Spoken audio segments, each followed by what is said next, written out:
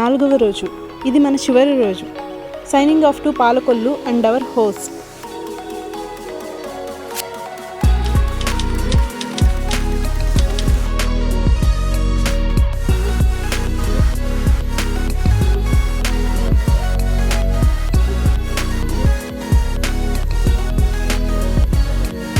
ఇక్కడ నుండి gateway of Konaseema or Konaseema ముఖద్వారం రావులపాలెంకి తీసుకెళ్దాం.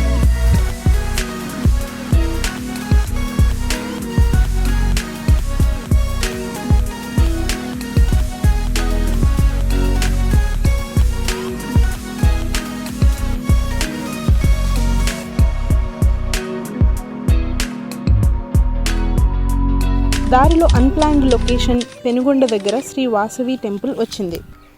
ఈ అమ్మవారి పుట్టిన ఊరు ఇది వైశ్యులకు పవిత్ర క్షేత్రం. పెనుగొండ క్షేత్రాన్ని వైశ్యుల కాశీగా భావిస్తారు. పురాణాలని తరిచే కథ అమ్మవారిది. అమ్మవారి హిస్టరీ అండ్ స్టోరీ పైన ఇంట్రెస్ట్ ఉన్న వాళ్ళకి డిస్క్రిప్షన్లో లింకు ఉంచాను, చూడండి, వర్త్ రీడింగ్. టెంపుల్ మాత్రం ఊహకందని విధంగా చాలా పెద్దగా మెస్మరైజింగ్ ఆర్కిటెక్చర్తో ఉంది.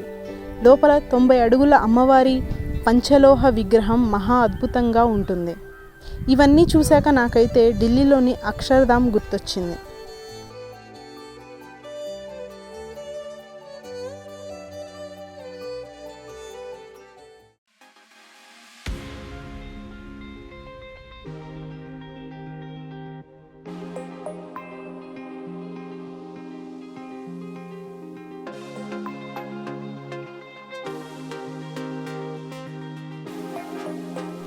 కోనసీమ అందాలు అయితే తనివి తీరా సంతృప్తినిచ్చాయి. కానీ ఎప్పుడెప్పుడా అని ఎదురు చూస్తున్నా ఇక్కడ మాత్రమే దొరికే రుచులు ఇంకా కొన్ని మిగిలిపోయాయి. ఆలస్యం చేయకుండా రావులపాలెంలోని బస్టాండ్ పక్కన ఉన్న ఫేమస్ ఆర్కే టిఫిన్స్కి వచ్చేసాం. ఇక్కడ 80 రూపీస్కి 12 రకాల అన్లిమిటెడ్ బ్రేక్ఫాస్ట్, అది కూడా గోదావరి స్పెషల్ ఐటమ్స్ మాత్రమే ఉంటాయి. మేము కొంచెం లేటుగా వచ్చాము, 10:30కి అలా. ఇది 11కే క్లోజ్ అయిపోతుంది. కానీ మాకు అన్ని ఐటమ్స్ దొరకలేదు. వెళ్ళాలనుకునే వాళ్ళు 9 to 10 లోపు వెళ్ళండి. తప్పకుండా తినాల్సిన ఐటమ్స్ ఇవి.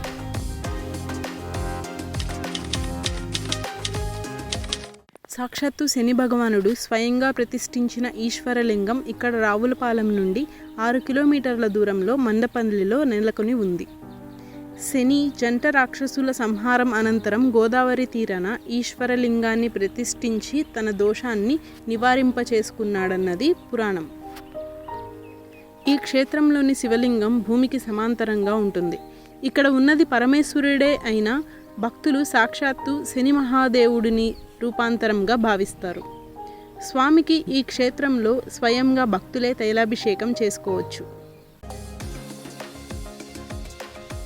ఇక మెయిన్ రోడ్ ఎక్కగానే మనకు మూవీస్లో చూపించినట్టు సైకిల్స్ పైన, స్కూటర్స్ పైన అరటి గెలలతో రైతులు కనిపిస్తారు. రావులపాలెం అరటి మార్కెట్ యార్డ్ మన దేశంలోనే అతి పెద్దది. లోపలికెళ్ళి ఇక్కడ వారి అరటిపండు వ్యాపార విశేషాలు కనుక్కోవచ్చు.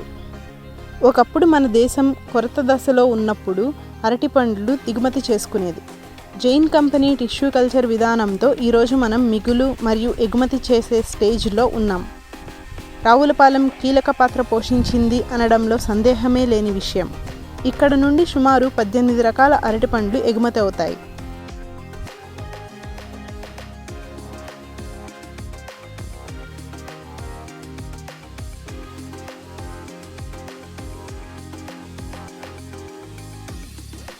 రావులపాలెం అనగానే గుర్తొచ్చేది కుండ బిర్యానీ. ఊర్లో అన్ని చోట్ల ఇది దొరికిన విందు రెస్టారెంట్ క్వైట్ ఫేమస్. ఇక్కడ మెనూలో మేము చాలా నేటివ్ ఐటమ్స్ ఆర్డర్ చేసాం. కుండ బిర్యానీ, బొంగులు చికెన్, పలు రకాల చేప పులుసులు ఎక్సెట్రా. మన రాయలసీమ వాళ్ళకి చేపల పులుసు కొంచెం అరుదు, పెద్దగేం ఇష్టం కూడా ఉండదు. ఇక్కడ తిన్నాక మాత్రం వదలరంతే. కుండ బిర్యానీ, చేపల పులుసు మాత్రం అల్టిమేట్. అసలు మీరు ఏమి తిన్నా తినకపోయినా ఈ రెండు మాత్రం తప్పక రుచి చూడండి. ఇంచైనా గ్యాప్ లేకుండా మేమైతే కుమ్మేసాం.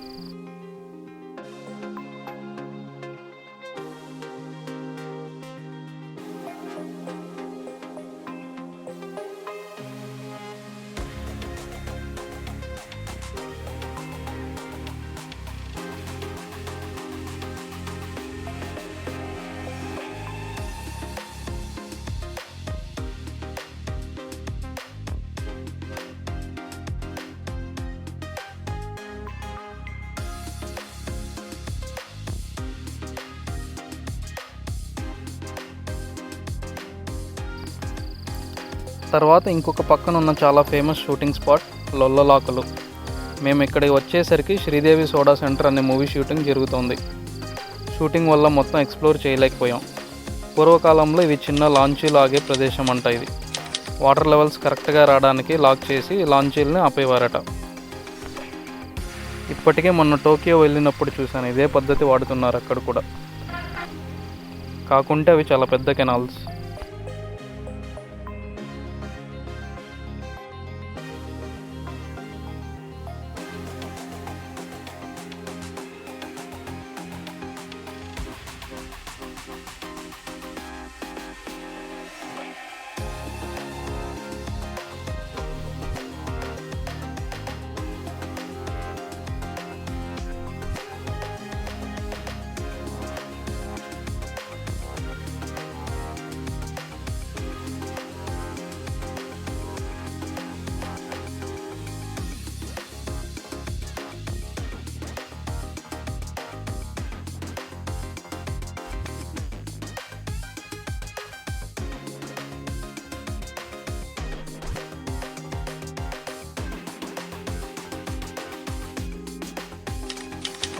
ఇక రావులపాలెం మరో పక్కకు వస్తే ఆత్రేయపురం సేమ్ రూట్లోనే ఉంటుంది.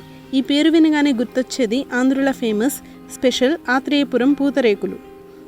ఆ ఊరిని చూసినా అదే అనిపిస్తుంది. ఊరు మొత్తం పూతరేకులే. కిలోమీటర్ల మేర పూతరేకుల షాప్స్ కనబడుతూనే ఉంటాయి. ప్రతి కుటుంబం దీనిపైనే ఆధారపడి ఉంది.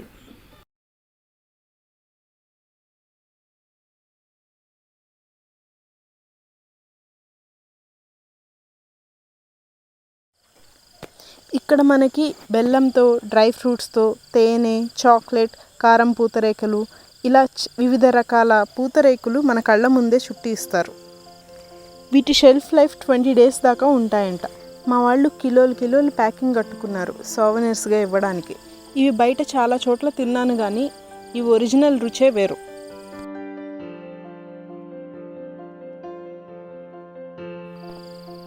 చివరిసారిగా ఆత్రేయపురంలో నుండి కొంచెం లోపలికి వెళ్తే గోదావరి తీరం కనిపిస్తుంది. గోదావరి తల్లికి వీడ్కోలు పలికి ఇంకొకసారి నెత్తిన చల్లుకొని పుణ్య నదీ జలాలని కొన్ని బాటిల్స్లో వేసుకొని బయలుదేరిపోయాం. సో ఇది మా కోనసీమ పార్ట్ 1 ఎక్స్ప్లోరేషన్.